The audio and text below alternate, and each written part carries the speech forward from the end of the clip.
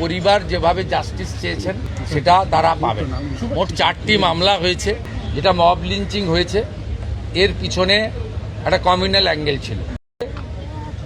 সিআরপিএফের 2জন জওয়ান আহত হয়েছেন, একটা পুলিশের গাড়িকে জ্বালানো হয়েছে। প্রথমটার তো বিচার দেব, ক্যাপিটাল পানিশমেন্ট দেব, ওর বাবা যা যা চেয়েছে সব করবে মুখ্যমন্ত্রী। 3জন মিলে এই যে 3টে কাণ্ড করেছে না, এদেরকেও কিন্তু ভুগতে হবে, এমন ভোগাবো বুঝতে পারবে। মুখ্যমন্ত্রী আজকের বলেছেন যে এই ঘটনার যেমন শাস্তি হবে, পাশাপাশি আরো 2-3টে ঘটনা যেমন মব লিঞ্চিং হয়েছে সেই ঘটনারও শাস্তি হবে।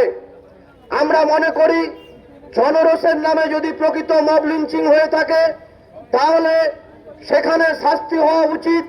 তাহলে প্রথমেই এই বারুইপুর থানার আইসি আর এই রাজ্যের যা পুলিশ প্রশাসন আছে, সারা রাজ্যে জনরোষের নামে যা হচ্ছে তাহলে এই পুলিশ অফিসারদের বিরুদ্ধে প্রথমে এফআইআর করতে হবে। ঠিক বললাম কি ভুল বললাম? উনি বলছেন মব লিঞ্চিং হয়েছে, শুভেন্দু অধিকারী তার কথা সূত্র ধরে পরের স্টেপে উনি গুরুত্ব দিচ্ছেন বেশি। আমরা বলে এসছি উনাকে, বিজেপি 5 বছরের জন্য ক্ষমতায় এসছে, তৃণমূল 15 বছর ক্ষমতায় ছিল, তার আগে বামফ্রন্ট সরকার ছিল। মানুষ 5 বছরের জন্য ওকে ভাড়া দিয়েছে, লিজ দিয়েছে। ওর কথা শুনে যদি আইনের বইটাকে রঞ্জনীতে ছুড়ে দিয়ে কাজকর্ম করতে চান, ভবিষ্যতে আপনাদের কপালে দুঃখ আছে, ভবিষ্যতে আপনাদের কপালে দুঃখ আছে। আপনারা জানেন না কোথায় মদের ঠেক আছে, কোথায় জুয়ার ঠেক আছে, কোথায় সাতটার ঠেক আছে। উনি বলছেন আপনারা বলুন নির্দিষ্ট করে কোথায় কোথায় আছে। তাহলে উনাকে এখানে বসিয়ে রাখা হয়েছে কেন? মানুষের পয়সায় উঠতি ধরে বসে আছে, বেতন পাচ্ছে, উনাকে বসিয়ে রাখা হয়েছে কেন? সেই প্রশ্নের কোনো উত্তর নেই। আর আমরা বলে এসছি মব লিঞ্চিং কে যদি কাউকে দায়ী করতে হয়, এই আইসি কে দায়ী করতে হবে, কারণ উনার কথাতে পুলিশ ওখান থেকে আসামি নিয়ে নাকি ওই বডি তুলেছে। ওই আসামিকে পুলিশের হাত থেকে কারা কিভাবে নিয়ে গিয়ে মব লিঞ্চিং করলো, পুলিশ সেখানে কি ভূমিকা পালন করেছে, এটাও আইনের আওতায় এনে ওই মামলাও চলবে। ফলে এত সহজে যে জনগণ ওখানে উপস্থিত হয়ে বিক্ষোভ দেখিয়েছে তাদেরকে জেলের কারণে ঢোকাতে ওকে দেবো না। ফলে লড়াই চলবে। আমাদের কথা খুব স্পষ্ট, 2জন ধরেছেন, 3জন ধরেছেন, কাকে ধরেছেন জেনে লাভ নেই। যে বিজেপির একটা চ্যাং ছড়া, গাঁজাখোর, পাত্তাখোর, এখন তো তাই হয়েছে পাড়ায় পাড়ায় এখন বিজেপি নেতাদের অবস্থা। সবাই বলছে আর এরা তাদের কথায় উঠছে বসছে। সে কে? তার কথায় 2জনকে ছেড়ে দেওয়া হলো। আর যদি ছেড়ে না দেন তাহলে একজন সাব ইন্সপেক্টর যিনি ওই ক্যাম্পে ছিলেন তাকে সাসপেন্ড করলেন কেন? সবটাই আইনের আওতায় আসবে, সবটাই কেসের আওতায় আসবে। ভাববেন না যে মব লিঞ্চিং আর ওই বডি আটকে রেখে আপনাদের কাজের অসুবিধা হয়েছে সেই দিকে নজর দেবেন, আর ওই বাচ্চাটার ধর্ষণ খুলে কোন রকম কোনো তদন্ত করবেন না, তাহলে ভুল করবেন। বারুইপুর থানা থাকবে, এই আইসি হয়তো চলে যাবে, আমরাও থাকবো লড়াইয়ের মাঠে, আমরাও বুঝে নেব যতদিন পর্যন্ত শাস্তি না হচ্ছে লড়াই আমাদের চলবে। সমাজের সমস্ত রকম অপকর্মের বিরুদ্ধে আমাদের লড়াই চলবে। সমস্ত ঘটনা শুনছি, এইখানে আপনারা কি জানেন? উনি সব জানতে চাইলেন আমাদের কাছ থেকে। উনার কাছে কোন রকম কোন তথ্য উনার কাছে এখনো পর্যন্ত নেই। ওনার কাছে কোন তথ্য আছে বলে আমাদের কাছে উনার কাছে কোন তথ্য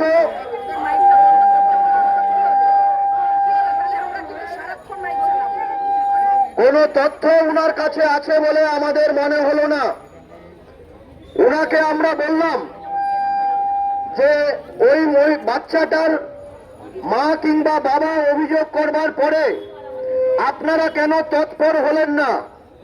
পরিবার কিংবা পাড়া প্রতিবেশীর পক্ষ থেকে কেন সিসি ক্যামেরার ফুটেজ দেখে দোষীদেরকে চিহ্নিত করতে হলো? উনি বললেন যে এই কাজ নাকি পুলিশ প্রশাসন করেছেন।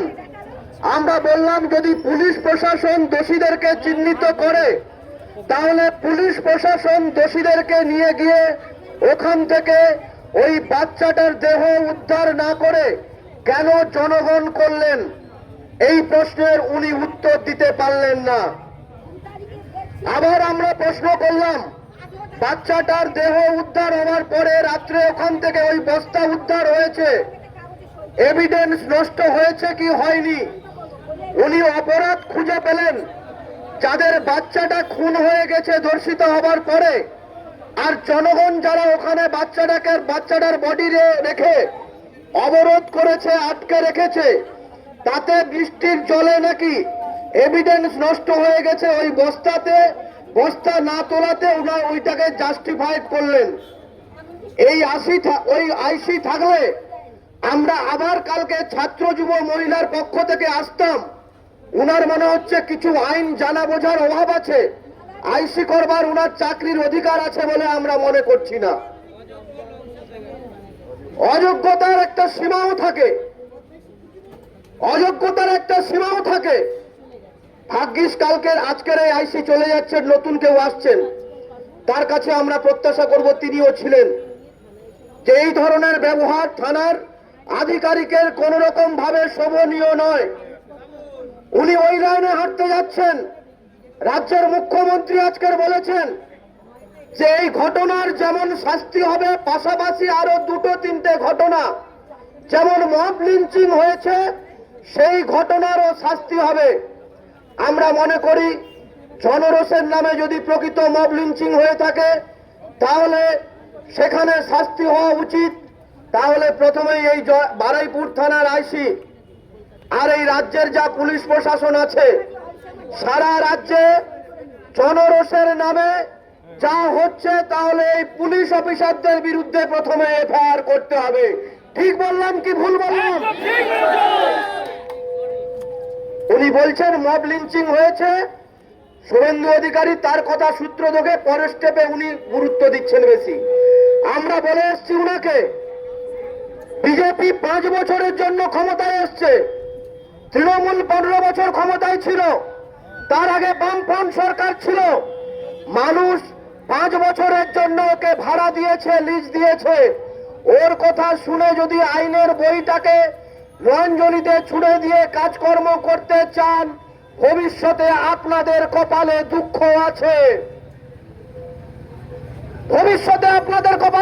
আছে,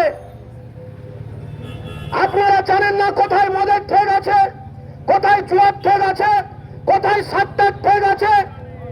উনি বলছেন আপনারা বলুন নির্দিষ্ট করে কোথায় কোথায় আছে। তাহলে উনাকে এখানে বসিয়ে রাখা হয়েছে কেন? মানুষের পয়সায় উঠতি ধরে বসে আছে, বেতন পাচ্ছে, উনাকে বসিয়ে রাখা হয়েছে কেন? সেই প্রশ্নের কোনো উত্তর নেই।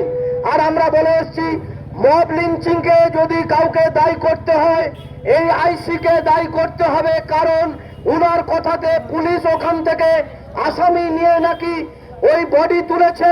ওই আসামিকে পুলিশের হাত থেকে কারা কিভাবে নিয়ে গিয়ে মব লিঞ্চিং করলো, পুলিশ সেখানে কি ভূমিকা পালন করেছে, এটাও আইনের আওতায় এনে ওই মামলাও চলবে বলে এত সহজে যে জনগণ ওখানে উপস্থিত হয়ে বিক্ষোভ দেখিয়েছে তাদেরকে জেলের কারণে ঢোকাতে হতে দেব না। ফলে লড়াই চলবে। আমাদের কথা খুব স্পষ্ট, 2 জন ধরেছেন, 3 জন ধরেছেন, কাকে ধরেছেন জেনে লাভ নেই। যে বিজেপির একটা চ্যাং ছড়া, গাঁজাখোর, পাত্তাখোর, এখন তো তাই হয়েছে পাড়ায় পাড়ায় এখন বিজেপি নেতাদের অবস্থা। সবাই বলছে, আর এরা তাদের কথায় উঠছে বসছে। সে কে? তার কথায় 2 জনকে ছেড়ে দেওয়া হলো। আর যদি ছেড়ে না দেন তাহলে একজন সাব ইন্সপেক্টর যিনি ওই ক্যাম্পে ছিলেন তাকে সাসপেন্ড করলেন কেন? সবটাই আইনের আওতায় আসবে, সবটাই কেসের আওতায় আসবে। ভাববেন না যে মব লিঞ্চিং আর ওই বডি আটকে রেখে আপনাদের কাজের অসুবিধা হয়েছে সেই দিকে নজর দেবেন, আর ওই বাচ্চাটার ধর্ষণ খুলে কোন রকম কোন তদন্ত করবে না, তাহলে ভুল করবেন। বারুইপুর থানা থাকবে, এই আইসি হয়তো চলে যাবে, আমরাও থাকবো লড়াইয়ের মাঠে, আমরাও বুঝে নেব যতদিন পর্যন্ত শাস্তি না হচ্ছে লড়াই আমাদের চলবে। সমাজের সমস্ত রকম অপকর্মের বিরুদ্ধে আমাদের লড়াই চলবে। সেই লড়াইতে আপনারা আগামী দিনে আরো ঐক্যবদ্ধ হবেন। জাত নয়, বর্ণ নয়, ধর্ম নয়, দোষী অপরাধী তাদের শাস্তির দাবিতে আমরা লড়াই চালাবো। এই কয়েকটা কথা বলে সবার প্রতি ভরসা আস্থা রেখে আমরা আমাদের এই কর্মসূচির কাজ এখানেই শেষ করলাম। এনক্লাব জিন্দাবাদ, ভারতের ছাত্র ফেডারেশন, ভারতের গণতান্ত্রিক যুব ফেডারেশন, সারা ভারত গণতান্ত্রিক মহিলা সমিতি এবং সিআইটিউর ঐক্য জিন্দাবাদ।